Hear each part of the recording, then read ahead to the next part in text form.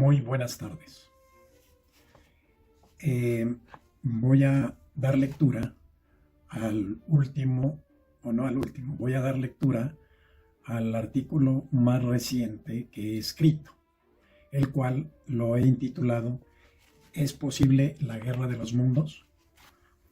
Se me ocurrió escribir esto porque hay muchas películas muy taquilleras, por cierto, que hablan precisamente de eso, de guerras interplanetarias, empezando por la Guerra de las Galaxias.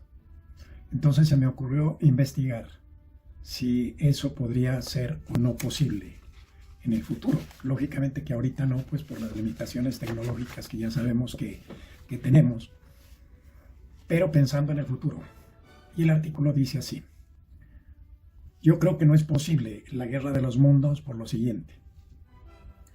Para que haya guerra entre los mundos se requiere, en primer lugar, que existan planetas con civilizaciones de seres muy inteligentes, más que los humanos, o sea, con un nivel tecnológico tan avanzado que fueran capaces de navegar por el universo, y, en segundo lugar, que existan controversias irreconciliables entre algunas de dichas civilizaciones.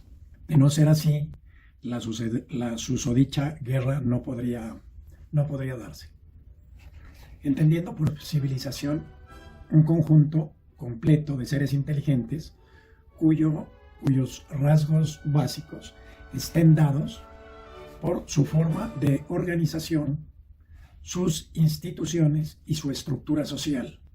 Diríamos que no existen civilizaciones en otros mundos, excepcionando con esto a ufólogos que todos los días ven ovnis, platillos voladores y naves de otros mundos, y también a los creadores de los seres extraterrestres o alienígenas que alguna vez dizque nos visitaron. Desde mi punto de vista, aparte del planeta Tierra, en ningún planeta del universo existen civilizaciones, porque seres inteligentes como los conocemos en este mundo, o sea, los seres humanos, no existen, ni pueden existir en ningún otro planeta, ni cuerpo celeste, a lo largo y ancho del universo, por una sola razón. Póngale cuidado. La inteligencia humana surgió en la Tierra por un accidente único, irrepetible y extraño, mas no como el devenir histórico normal de la evolución de la vida. Otra cosa muy distinta sería preguntarse: ¿habrá vida en otros planetas del universo? Y aquí la lógica respuesta sería que sí.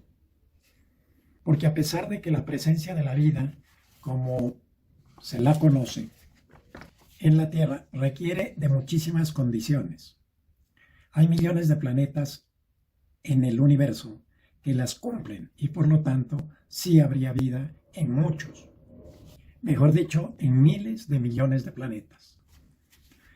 La referencia hecha sobre un accidente único, irrepetible y extraño que desencadenó en la generación de la inteligencia merece una explicación, y aunque parecería increíble, el susodicho accidente fue un cataclismo de enormes proporciones que sucedió en uno de los más insignificantes planetas y quizá uno de los más pequeñitos, uno que se encuentra perdido casi a las afueras de una de los miles o quizá millones de galaxias que conforman nuestro universo.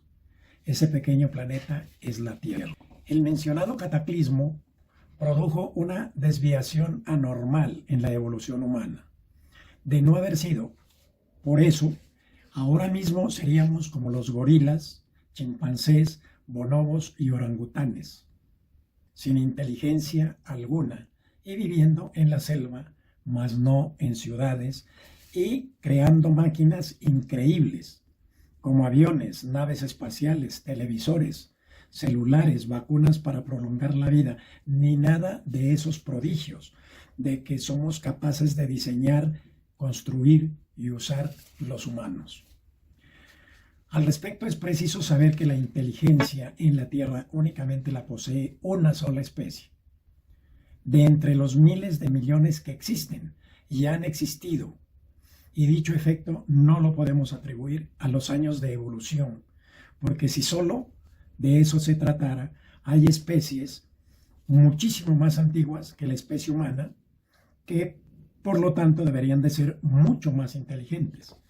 Por ejemplo, los cocodrilos, por citar solo uno, de los que se calcula que existen sobre la faz de la Tierra desde hace 80 millones de años.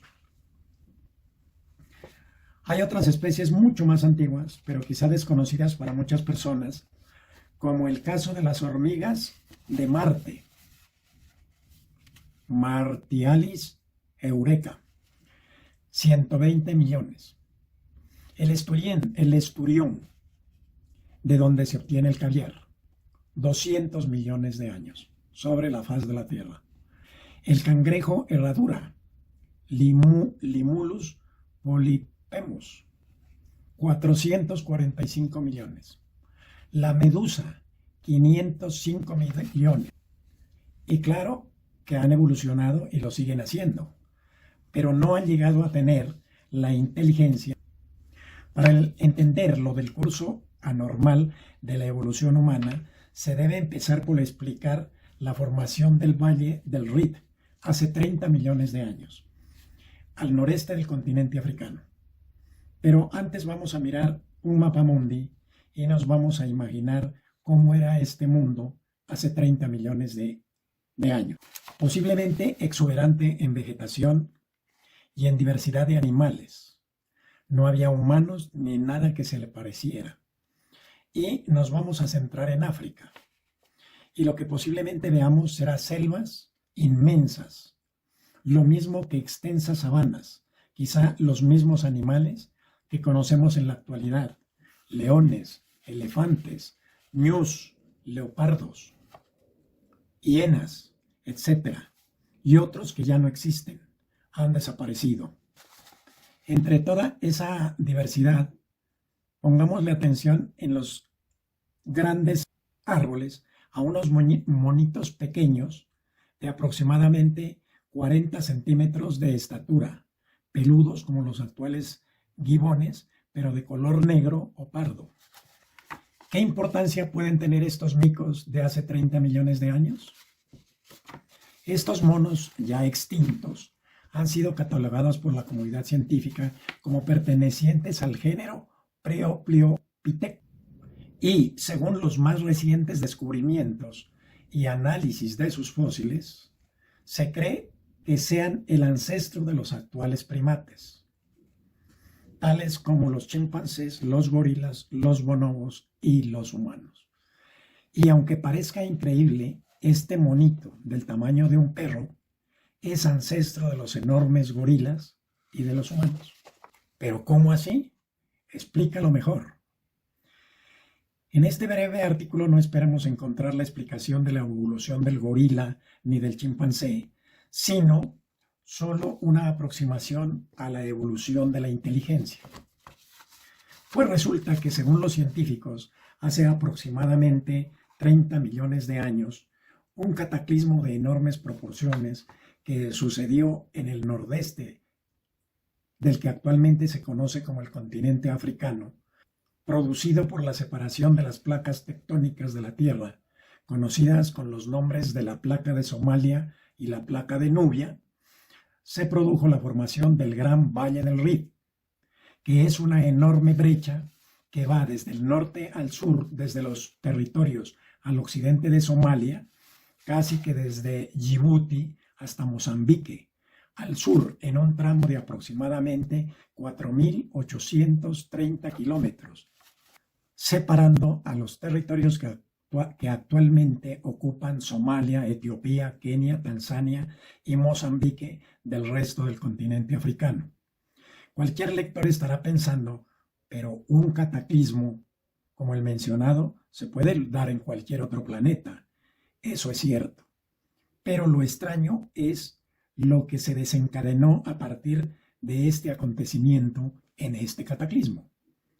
Los seres vivos terrestres que quedaron atrapados en el Valle del Rift, incluyendo a los monos Propleopithecus, les tocó adaptarse a unas condiciones naturales diferentes a las de sus parientes de la parte occidental del continente.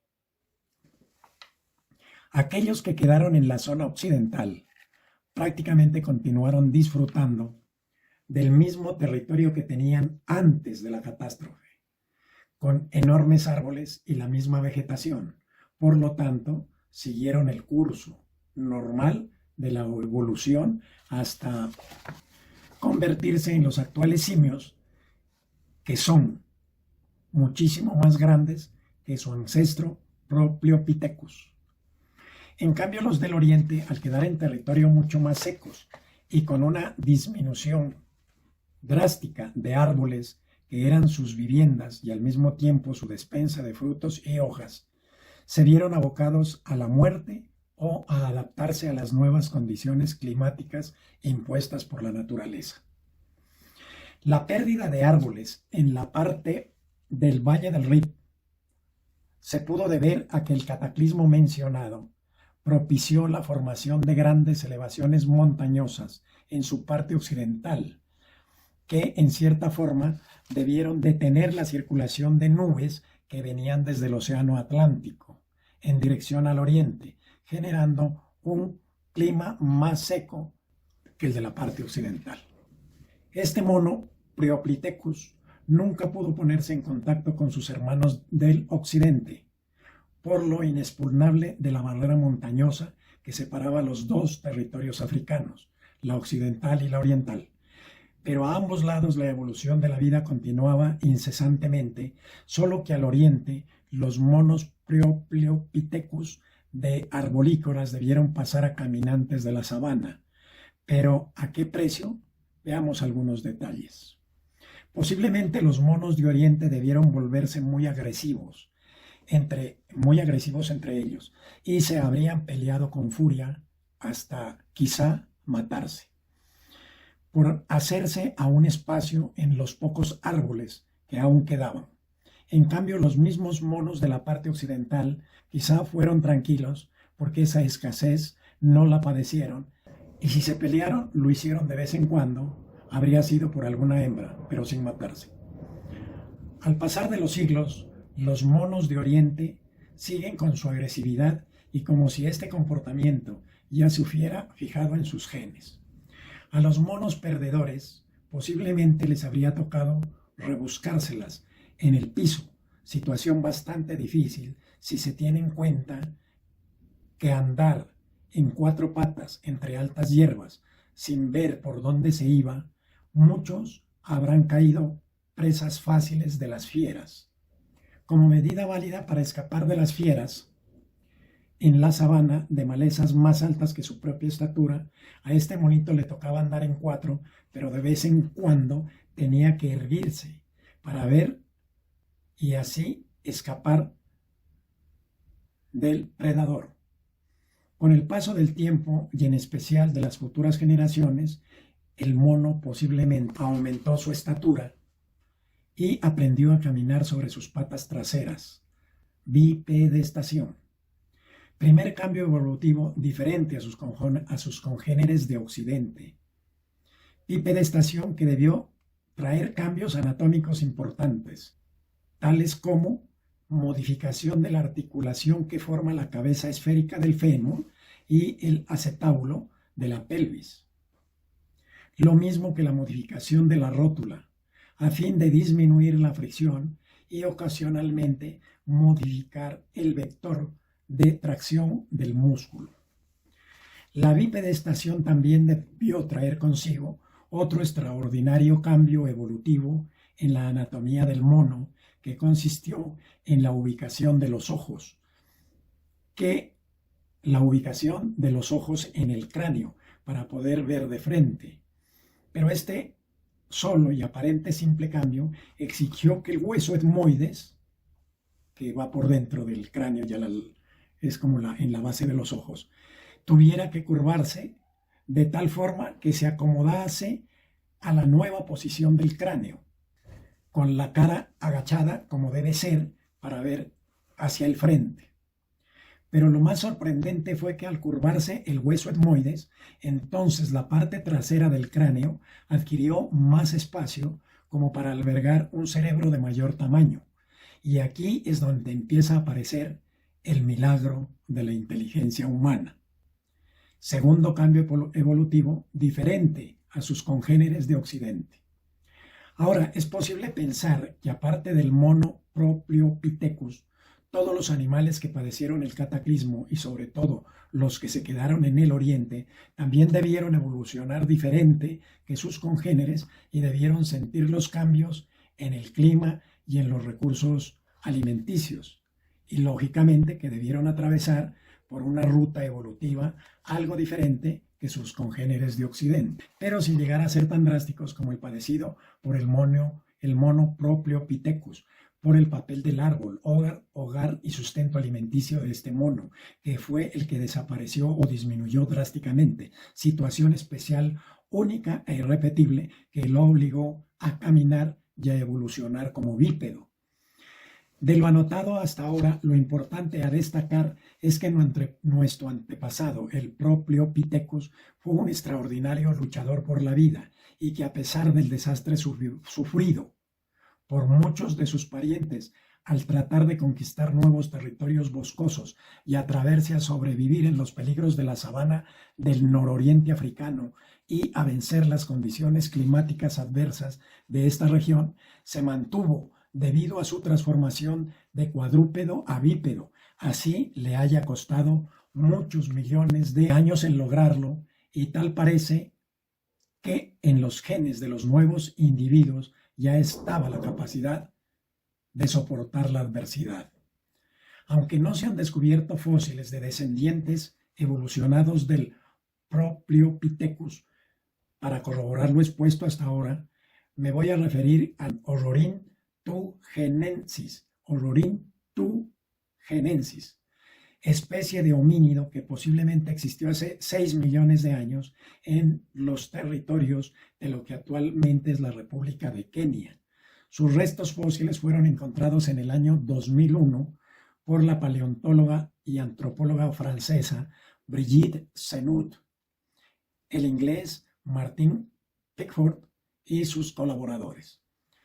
Este mono Orrorin se calcula por el estudio de sus restos que habría tenido una estatura cercana a 1,40 metros, 1 metro más alto que su ancestro o posible ancestro, Propliopithecus, estatura lograda después de 24 millones de años y haber caminado en sus 2 patas traseras.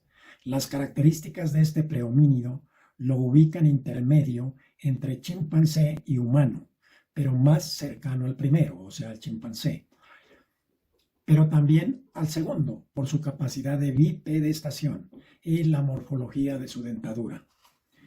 Según los descubrimientos paleontológicos, parece que después del Orrorin vinieron una serie de especímenes de descendientes de este, un poco más evolucionados hasta llegar al Homo sapiens. O sea, el ser humano que vendría siendo el culmen de la evolución de la inteligencia entre estos descendientes, aproximadamente 11 especímenes, tales como el Australopithecus ramidus, Australopithecus anamensis, Australopithecus afarensis, Australopithecus dejiremeda, Australopithecus africanus, Australopithecus gardi, Paranthropus Aethiopicus, Paranthropus bossei, Homo habilis, Homo ergaster. Lo curioso de estas diferentes especies en que ha venido evolucionando el ser humano es que desde el Australopithecus afarensis, cada una tenía su cerebro más grande que la de su predecesor. Punto importante para el desarrollo de la inteligencia, aunque no el único. Un factor importante en el desarrollo de la inteligencia humana parece que fue el consumo de carne. Porque, por ejemplo, el Homo habilis empezó a comer carne, aunque cruda, como carroña, pero carne al fin, factor importante en el desarrollo neuronal. Luego vino el Homo erectus, comedor variado, entre ellas carne cruda, mejor aún para el desarrollo neuronal, para finalmente, por esos azares del destino, como por ejemplo el incendio de un bosque por la caída de rayos, asó a algunos animales herbívoros y este homínido tuvo que probar la carne cocida. Alimento, aparte de exquisito, posibilitó el aumento del número de neuronas en la cavidad craneana. Según los expertos, el consumo de carne asada, al facilitar la digestión en comparación con la carne cruda, liberó chorros de neuronas del sistema digestivo hacia el cerebro, hasta llegar al tamaño de 1.45 kilogramos. Con esto, no se quiere decir que el solo tamaño del cerebro sea la clave única en el desarrollo de la inteligencia, porque si así fuera, el elefante o la ballena azul serían más inteligentes, dado que el primero tiene 5 kilos de cerebro y la segunda 8. Pero si nos referimos al tamaño relativo,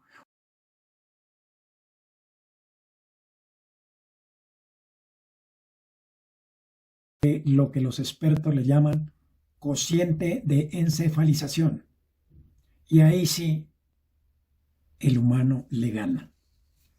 Y lo más curioso es que nosotros no nos hemos dado cuenta que entre varones y hembras de la especie Homo sapiens, de la especie humana, el hombre tiene la misma capacidad cerebral que la mujer, pero el hombre es más corpulento, o sea, pesa más.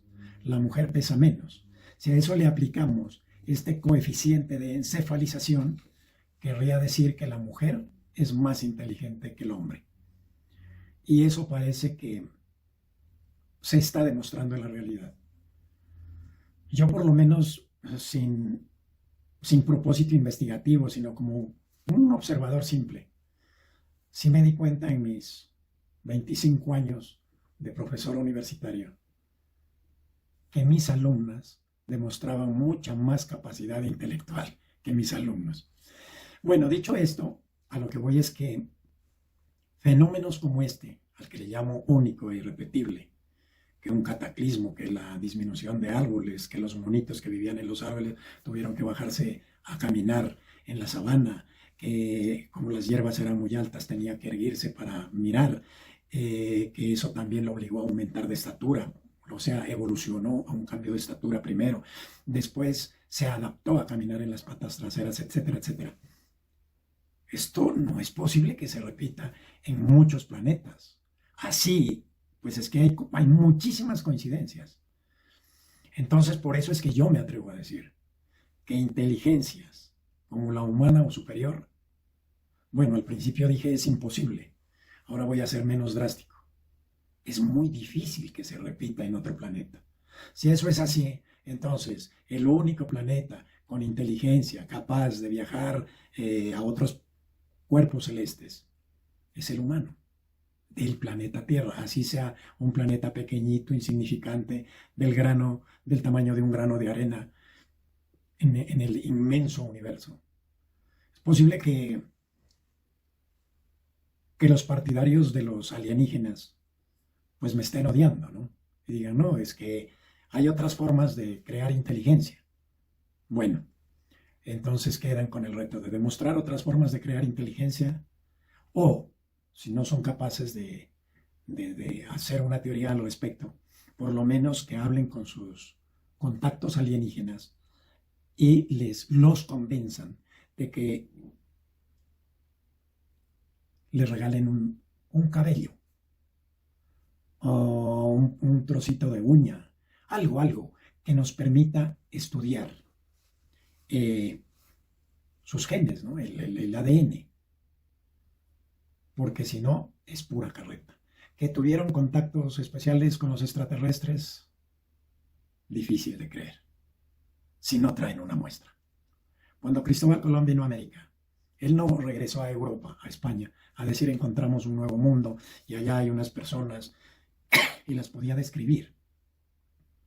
Pero no, él llevó maíz, llevó material de acá, e incluso viaje llevó indígenas para mostrarlos. Mire, estos son los seres de ese otro mundo que descubrí. Pero acá no, acá solamente es carreta. ¿Que vieron ovni? Bueno, pues puede ser un globo aerostático, o podía ser una nave en prueba de los rusos, de los chinos, qué sé yo. pero pruebas contundentes de la existencia de seres extraterrestres capaces de haber viajado hasta acá, lo que demostraría inteligencia superior, no se ha dado. Hasta aquí el artículo. Muchas gracias.